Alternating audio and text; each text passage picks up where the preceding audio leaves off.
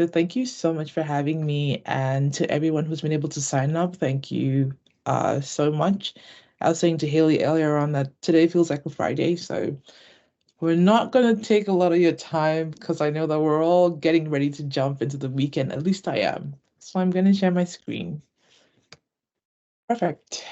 Today we're going to be talking a little bit about entrepreneurship and cybersecurity. It is such a huge topic that I feel like we would need multiple sessions to adequately unpack the subject.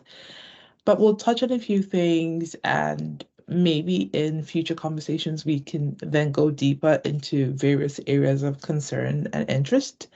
Outside of that, if you need to reach me, Tim knows where to find me. So a little bit about myself. My name is Tola. I have over 15 years experience in the information security field. When I'm not playing with computers, you'd easily find me playing with a camera or maybe looking at a fashion magazine. I've lived on 3 continents. I love to travel, and I think going around has helped me, just be a bit more understanding and accommodating of different cultures around the world. So, as I always like to say, do not discount any experience. It always comes in handy, even in your professional journey. Obviously, public speaking and adventure are things that I hold very close and dear to my heart, and that's, I guess, why I'm here as well. So let's get to know you a bit. Yesterday I did a slider. I won't do a slider today just because of the time. But if you want to pop in the chat what you're most curious about from a business standpoint or an entrepreneurship standpoint, or really anything at all as it relates to cybersecurity, from a business lens, feel free to just pop, thoughts in the chat if there's something that has piqued your interest about people who run IT businesses or tech businesses. If you have a question or if this is something that you think you'd like to share, feel free to pop it in the chat. I see Dennis typing.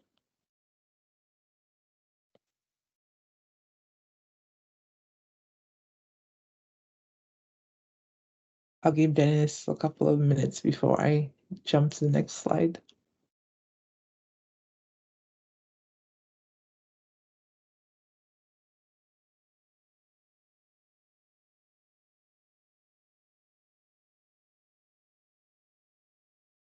Anything you're curious about who's piqued your interest?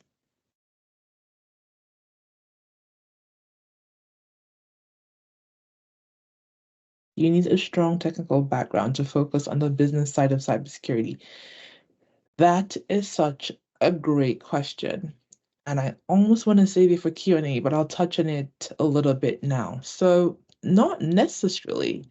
It really depends on how you would like to proceed. There are CEOs who are non-technical. There are CEOs and founders who have absolutely no idea. When I say no idea, I mean I don't mean that they don't know anything at all, but like they're not really related. They're not really close to the subject matter, but because they understand the business side of things, they're able to run that business successfully. And that is such a great question. I'm going to touch on that further, as we go along or just when we get into Q&A, because I've done work where I've been close to the work, but all I've done is maybe facilitate the conversation because there's people who come to the table wanting to speak with the CEO, for instance, but that's probably all the technical input I would have on that contract, and it'd be somebody else to run it. So I would still have scaled through even if I was non-technical, if that makes sense. How did you get funding for your cybersecurity startup? Well, that's great. These are great questions. I love them. Keep them coming, and I'm going to touch on them once we get into Q&A. Love those questions. Okay, so while the questions are going into the chat, we're getting a head start on that. Let's try to understand cybersecurity entrepreneurship. I must warn that I have multiple screens, so you'll see me looking away sometimes. It's just because I have different things on different screens. And so understanding cyber entrepreneurship, being able to identify opportunities is a big thing, is a big piece of any business, is understanding what does this field require and what does this field need of me. Cyber entrepreneurship requires you to be able to identify the opportunities in the space, embrace innovation, think ahead of the trends in cybersecurity, and continue to innovate. Like those are very big pieces of the tech world.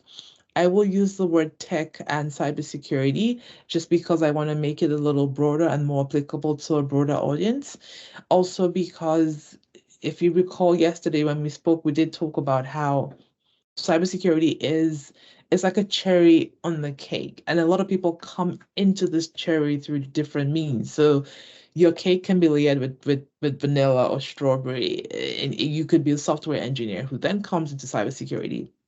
You could be an educator who comes into cybersecurity. So there are different layers and of adjacent fields through which people feed into cybersecurity as a main. And so being able to bring all of that with you and think about, just be innovative and then be visionary thinking. And this may seem like a business class, but it's so important because, again, your technical skills alone would not see you through business and cybersecurity. And this is where we talk and reflect on things that we would call your soft skills or your power skills, for instance. So power skills are super important because those are the things that help you liaise and talk to clients and also drive your business.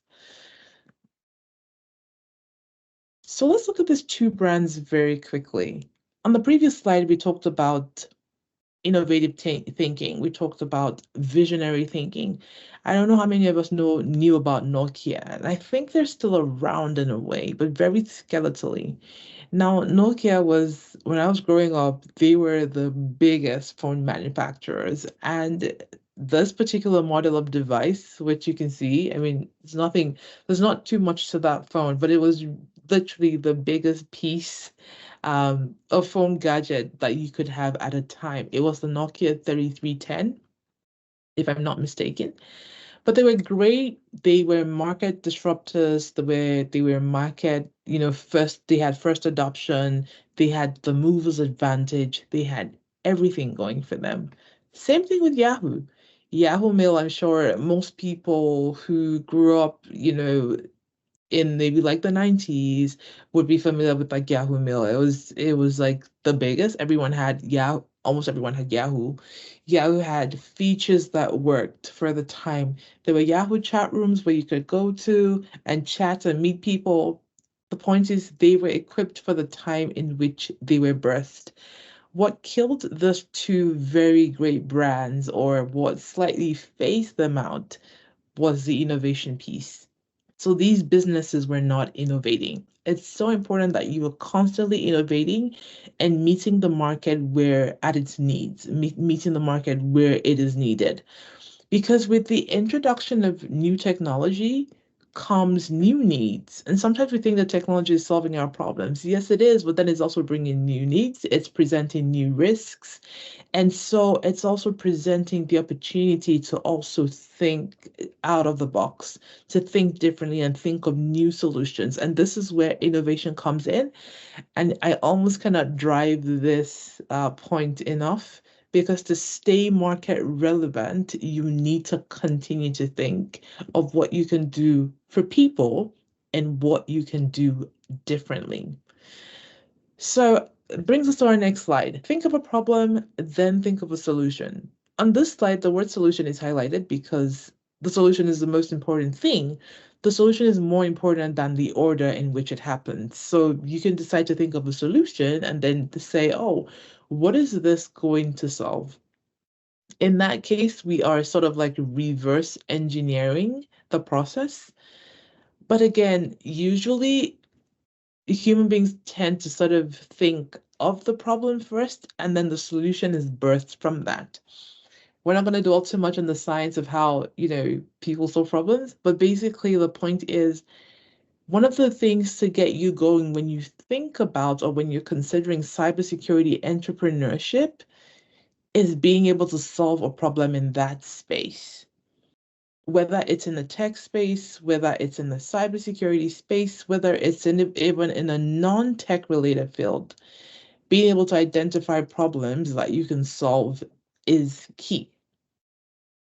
Now, in solving problems, particularly in the cybersecurity space, one of the things that is really helpful or that could help get you thinking is people, processes, and technology. Almost everything that is done within the tech space, whether it's from a solutioning standpoint, whether it's from a process standpoint, whether it's from an innovative standpoint, is done on these three pillars: the pillars of people, processes, and technology. Think of one technology or something new that has come up, and you can easily tie it to one of these things. We have generative AI, which has just started and is taking the world by storm. That falls under technology. When people wanted to move, when the corporate world started to experience a shift from working at, I don't know how familiar some of us are with things like project management, but when we moved away from the waterfall or started moving away from waterfall to a more agile style of working, that had to do with processes. My point is, if you're thinking of considering a cybersecurity business or considering entrepreneurship in cybersecurity, and you needed something to help you narrow down your thoughts on where to go, if you honed in on either people, improvements, or innovations with people, process, or technology, it would lead you somewhere. Now, this is a circle that speaks to the cybersecurity framework, and I'll tell you why it's relevant in this conversation. So, cybersecurity frameworks, or IT frameworks, for instance, are the guardrails that underpin the industry. And there's a couple of them scattered on the screen. There's COVID, CIS, NIST, ISO 27000. Some you may be familiar with and some you might not. And that's fine, because just for the purpose of this conversation, what we're trying to draw your attention to is that the frameworks guide the industry. And when we use the frameworks to guide the industry, most of the things that are implemented around people, processes, and technology. So to the bottom right here, we have something called NIST, and NIST is more American. NIST has 5 core pillars, and the pillars speak to identifying, protecting, detecting, responding, and then recovering. And these 5 pillars are supposed to be able to help you stand up a security program within your business and guide you through the process of securing your environment through even responding if you did have a breach. Again, all of this are built around people, processes, and technology. So let's just dissect the pillars a bit more. If you were to think about starting a business or going into cybersecurity entrepreneurship, and you're thinking, so how does thinking people or thinking processes and technology, how does that help me? Well, under people, we could say opportunities that are there, talent, talent sourcing has become a big deal. And as much as it looks like there's a lot of people out there who do talent management, there's not enough people supplying or giving that guidance when it comes to talent management for the tech space. And so when you have a lot of HR people, and I really give it up to folks these days, because it looks like most people are engaging in continuous improvement. So you find people who are in HR but have a good idea of the tech space. I had coached somebody for an interview recently, and usually what would happen is you get to talk to HR first, and then you get to talk to maybe a manager and maybe 2 other people. But this person that they had a conversation with the HR person and it was just one more interview, because even the step with the HR person was a little technical, which means that, even in the HR space, we're now having technical recruiters who are beginning to understand that field, but we still don't have enough people there. So do you want to be an innovator in the talent space? Do you want to do security awareness and education? Because that has to do with enabling people. And to tie that back to the question of how technical do you need to be? For instance, to do security education and awareness, it's important to understand basic things like threats, vulnerabilities, risk management, but then it's definitely a field that you can get into without needing to, for instance, learn how to code or learn how to program. So it is a bit more of a softer path, if you will, into like cybersecurity. But that's another path that you can take into cybersecurity entrepreneurship, because all these things you can probably stand up on your own. Same with user behavior analysis, identity and access management. We speak about processes. Businesses are in a place where they constantly need to re-engineer and rewire their processes for so many reasons. COVID came and threw us all off the boat. Until today, I feel like businesses are still struggling to understand the science of what happened, because even though people thrived remotely, there's that school of thought that it a lot of people don't want their staff working remotely, because it's like, well, we're not seeing that cohesiveness that we used to have. People are not, you know, really relating with each other the way they used to when we were all in office. And so businesses are in that place where they're constantly needing to reimagine the processes and the way they work. Now, they're not going to stand up a new business line, a line of business, for instance, to just work on processes, even though some people would. But this is where there's an opportunity for a cybersecurity entrepreneur, for instance, to say, look, I manage processes for cybersecurity businesses. Or, I help to come in and demystify whatever clogs you have in your processes and decide for you, help you decide based on your operations and your needs, if you need to work agile or if you need to do the waterfall method. So there are opportunities there. Risk management, compliance. Compliance is not something that, it's something that you need to stick to day in, day out. And that's why you have internal teams to manage that. But then there's pieces of compliance that you only need to adhere to maybe once a year. And that's where and why you have security auditors, for instance, who will only come to your business once a year to actually see if you have controls in place or if your business is set up properly. So there's an opportunity there if you were considering a business that would help or work around processes. Same with technology. Think about automation. People are moving away from having to do do processes manually, go through data manually. We had Excel, and then after that we had Tableau, we had Power BI, and then now we have AI for all those things, which is a combination. And sometimes you're able to go through, huge sets of data in a split second. So the industry is constantly improving, and in the area of technology, there's a lot that you can do there. So it's as simple as thinking of where you think you fit in the most. Do you want to be more around people? Do you want to do something in the tech space? Do you want to work on processes? These are guidelines that could help you with thinking about how to proceed. Now let's talk about identifying opportunities, because I feel like sometimes that's also something where it's an area where we struggle. And I must highlight that a lot of times the opportunities are really just staring us in the face. I recall before Zoom became a big deal, we've always had Google Meets. Google Meets has always been there. And, other platforms where you could, and then it was Microsoft Teams. But Zoom came with, I think it was in the right place at the right time. And Zoom came with a different type of offering that just made it easier to adopt to Zoom. And Zoom tripled their shares in less than a year because of COVID. Now, not everybody is going to have a COVID, which would be an enabling situation for them to that degree or to that extent. But the point is, there are opportunities all around you, even where and when you have competitors. But identifying those opportunities is important. So, how are we identifying these opportunities? What can we do to to open our business mind or our business eye to understand what areas we might be able to thrive in? Market research. I love Canadians. Like we research everything. And so market research, I know, is not a problem for us.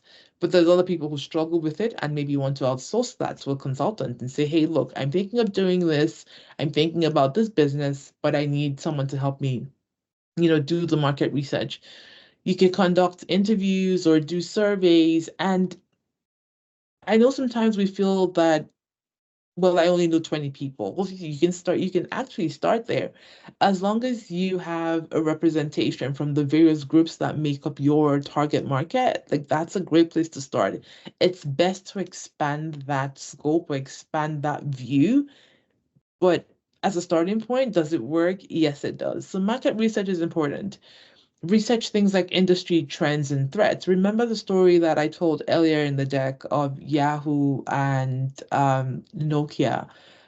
Those were amazing brands. Of what happened is they probably didn't keep up with the trends for sure. Otherwise, they'd still be here today in the market competing.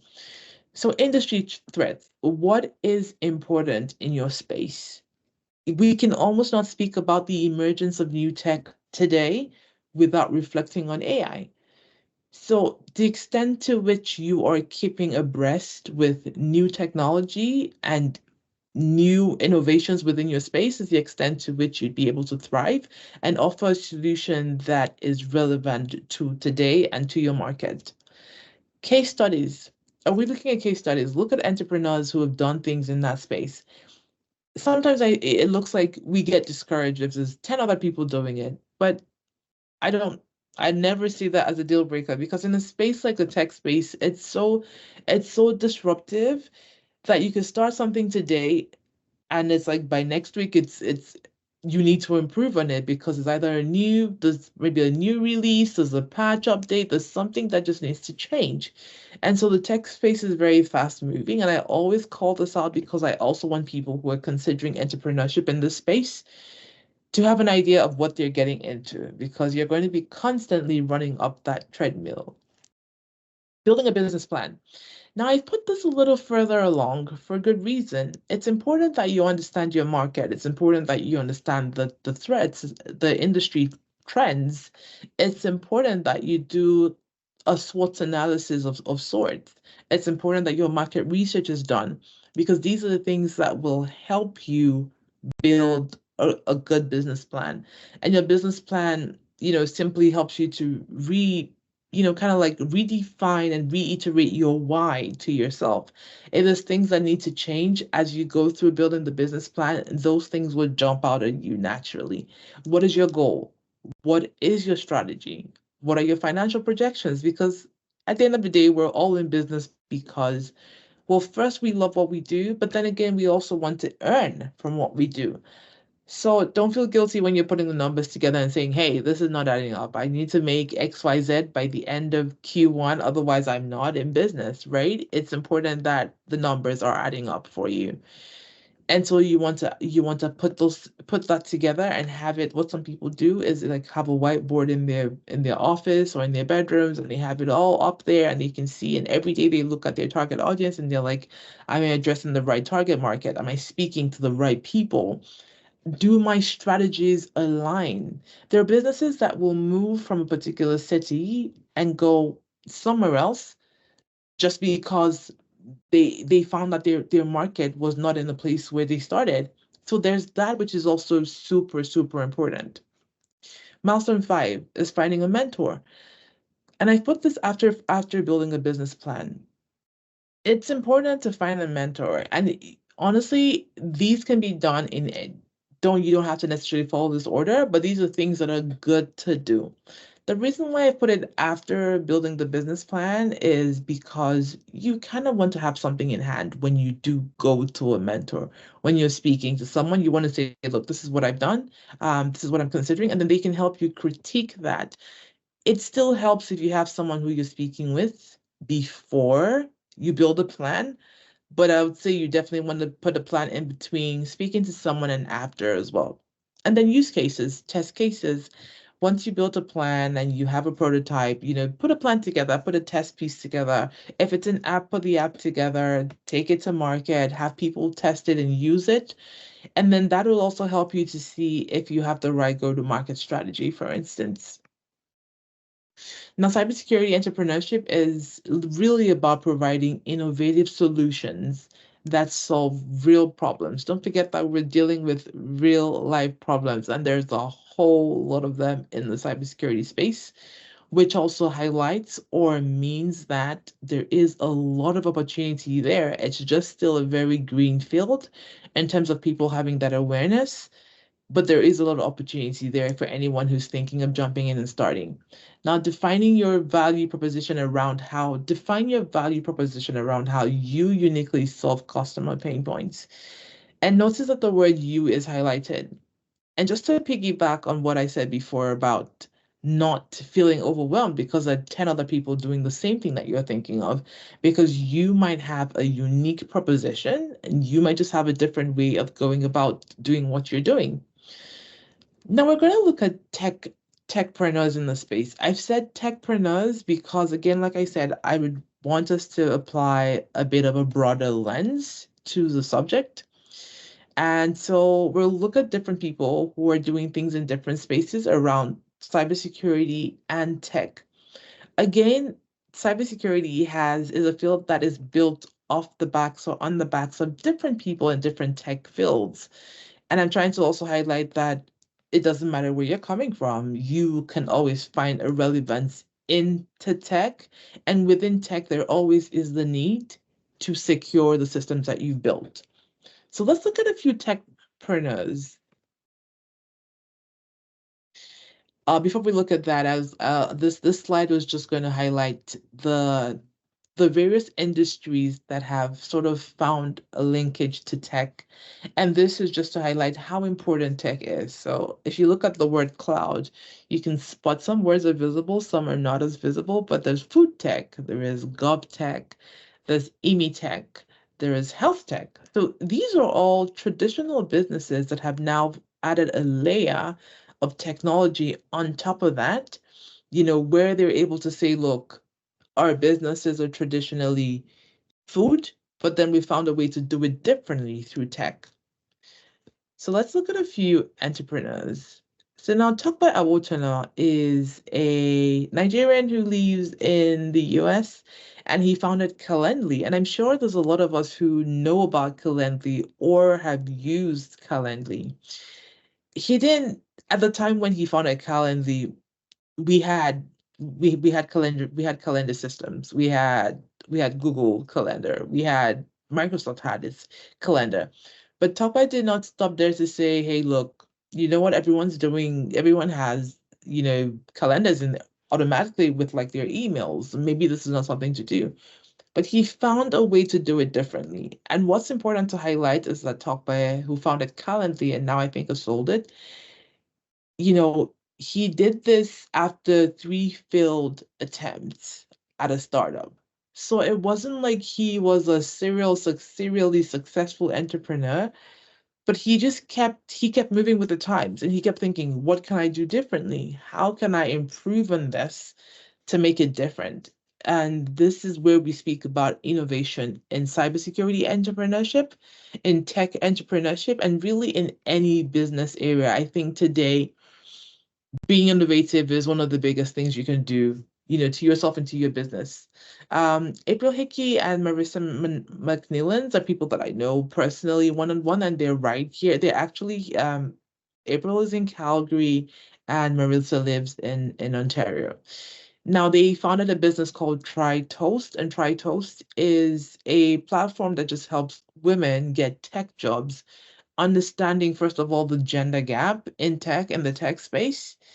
And then also just understanding that sometimes women, go through things in their lifetime where they have kids and then you're trying to come back to work and it just feels impossible. So they founded TRToast to help to bridge that gap. Kellis Williams is the founder of Upro, and with Canada having such a massive and generous immigration program, a lot of immigrants are coming in from different countries and not finding their feet as fast as they can. The government obviously has a lot of things in place, but then we also have communities that are building things. Kellis is one of those people who has built an app for immigrants, and it's not just for individuals alone, it's also for businesses. So people who are coming into Canada as newcomers or first timers have an app or a place where they can go to get information about other existing businesses, opportunities, things like banks and mortgages. And it's interesting because she calls her business an so an immigration tech business. And I thought that was very interesting. Mintless is a place where you can just go sell your cars online. And Neil McGuinness is the founder of Mintless. She lives in Vancouver. But what is she doing? She's selling cars and enabling it through tech, doing it differently. So her business is tech driven, even though traditionally you would just think she was a car retailer.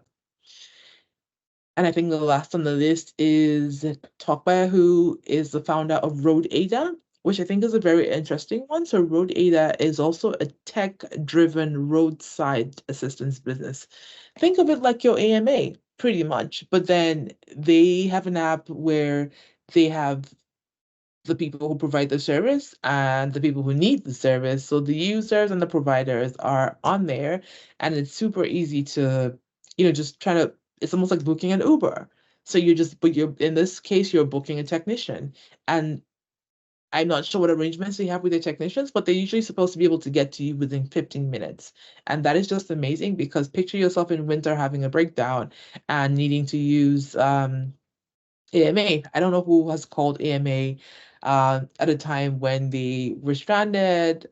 They're great, but sometimes it takes a little longer because of how many people they're serving and the model they operate. So you see how tech can be a game changer in your business as an entrepreneur, as a techpreneur. Now let's going a little bit more now on the business side of things with a focus on cybersecurity, and I'll go through it pretty quick. Now, setting up shop. Setting up shop, I'm not speaking to setting up a brick and mortar facility. I'm just saying, generally speaking, if I were to try to set up a cybersecurity business, or if you were to try to set up a business, what are some of the things that you should be considering? Now, let's assume that you've gone through the ideation phase. You've validated your idea, you have your business plan in hand. Obviously, those are one of the first things that you need to do. Then you want to handle the legal matters very quickly. Legal matters are things like your registration. Do you want to have a board of advisors? Do you want to have mentors? I always recommend. Some people feel that they're not knowledgeable to the extent to have a board, or maybe they feel that they don't have the structure in place, then have mentors. It's important to have people in your business who can guide you through the process. Resource planning. I call out resource planning because that's an area where I had to deal with in the early days of starting my business as well. You have to think about whether you want to have offshore staff or you want to have onshore staff. There are businesses, for instance, talent consulting businesses that provide more offshore staff because they feel it's more competitive from a remuneration standpoint, for instance. But those are the things you're going to think about. But if you're going to be in Canada, and this would apply for any business really, if you're going to be in Canada and you'd like to hire a resource in the States, for instance, then you have to think about things like the tax implication. Are you really allowed to even have that person there? Privacy concerns, those types of things.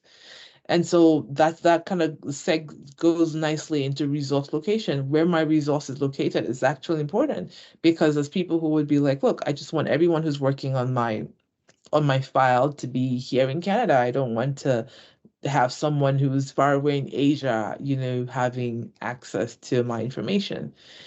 And then you talk about visibility. You think about visibility. Now, how do you want to show up? Are you niching? Are you going to say, look, I'm only going to do risk assessments? Obviously, that would have been tied in nicely into your ideation. But then you want to really say, do I have a niche? Do I have a particular service? Do I have only one service? Am I going to offer services on the offensive or defensive side? We kind of talked about that yesterday. And understanding your niche helps you understand your target even better, and then helps you understand how you need to show up. Now, clients and consulting, when you're starting out a business, one of the things that may take people aback sometimes is dealing with clients, because at that point you've become a consultant. And it's a world where a lot of people are not prepared for right off the bat. especially if you've worked in a more traditional setting, you've worked in a department with 10 other people and that's all, you were probably not client facing. But now in managing your business, for the first couple of months, maybe you are the marketer, you are the accountant, hopefully not, hopefully you have an accountant, but basically you're spearheading all those departments because even to put people in there, you need to understand what you need. So you essentially are the first everything of and for your business. And the same goes for client relationships and client management. Up until the time when you hire consultants to work in this area, you're the face of the business. You're the one who has to do the management, the people facing. And that's where if you're not used to communicating with people or um, just being able to manage people facing situations, then sometimes you would find yourself in a little bit of a pickle. But the good thing is there's always resources out there. There's Technation, for instance. There's tons of resources, people who can provide you trainings. And I'm sure that if there's a training you're looking for that you cannot find, I'm sure you can request and say, look, I'm a budding entrepreneur, or I'm thinking of becoming an entrepreneur, and there's information that I don't have that I know that I need. Can you provide me with XYZ? So in this world of entrepreneurship, you just have to be bold and always ask and demand for what you think you need per time. Continuous improvement is almost kind of like innovation because you need to continue to improve. You need to respond to the trends as they relate to your business model. You don't want to be offering something that is now obsolete. For instance, if I'll give a very classic example in the cybersecurity world, people are doing assessments and people are doing assessments using Excel sheets. And that's not a bad thing. But if I had two people come to me and one person was going to use an Excel sheet to do my assessment as my consultant and somebody else had it automated already, even within the same format, I probably would tend to the person who is offering some form of automation, even if it's still within Excel. So responding to trends as it relates to your business is super important. Now I'll speak a bit about my professional journey through tech and how I started and just make it quick. We already know that I have multiple passions and I'm very unashamed about them. I talk about them every time I get the chance to. But then when I started out in non-consulting, and that's why in my bio I would say I started out in industry and then I moved into consulting. And those two pathways really equipped me for what was to be the journey ahead. Being in industry meant that I was working in a department with other people and I had to relate with my peers. And then moving into consulting meant that I had to lead conversations. I had to work with different clients who had different needs and different peculiarities. And believe it or not, working with clients sometimes can be tricky because the client wants what they want. Meanwhile, you as a consultant feels that you know what the client needs. And so understanding that balance is also super important at every given time.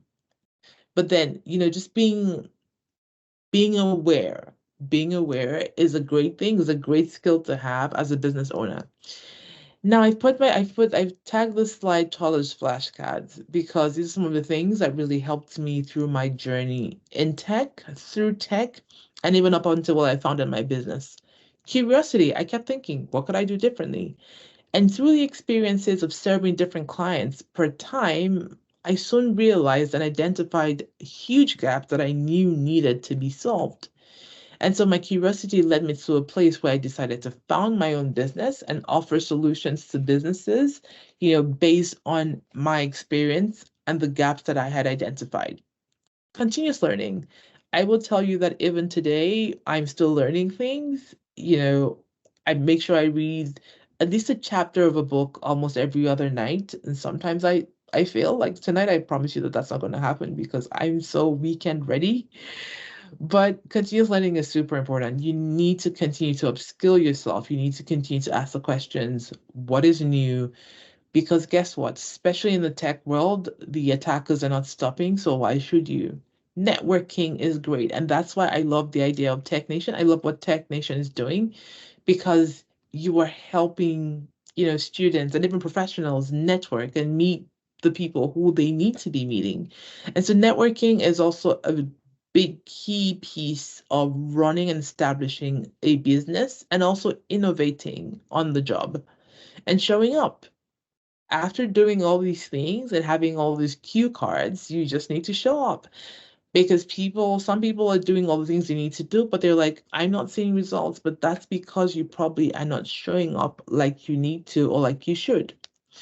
As we get close to the end of this, I'd say the key insights here would be focus on identifying unmet needs and gaps through market research, through conversations, even your discussion with with a client or with someone with another curious person can be birth, an area of need that needs to be filled.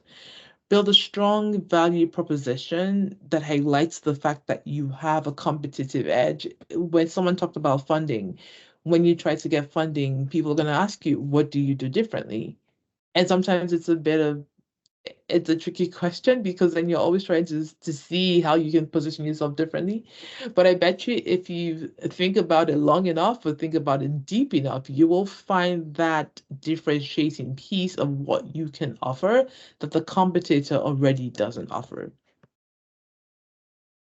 Again, I just highlight this slide to show a few of the things that I've done in the past, and to say that your past experience is super important still. Like, don't pass up anything you've done in the past as not important or as, well, you know what, oh, it doesn't even count. It does. I spoke about this a little yesterday, how, I've been a flight attendant, I've been a radio host, and I currently also still do photography because that's my escape. I'll probably go do some photography on the mountains tomorrow, but that's my escape, right? And if you look at every picture, I've captured each one. So even being a flight attendant at one point in the life, a long time ago, helped me to build relationship skills that I, found extremely useful in my life as a consultant.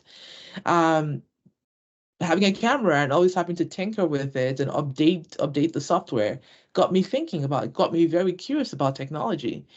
And then being on the radio helped me to rapidly develop my public speaking skills and confidence. And so when I put all of these together, you see that, whatever you've done before still becomes applicable to you, even as a cybersecurity professional or as a tech professional or in whatever else it is you're doing.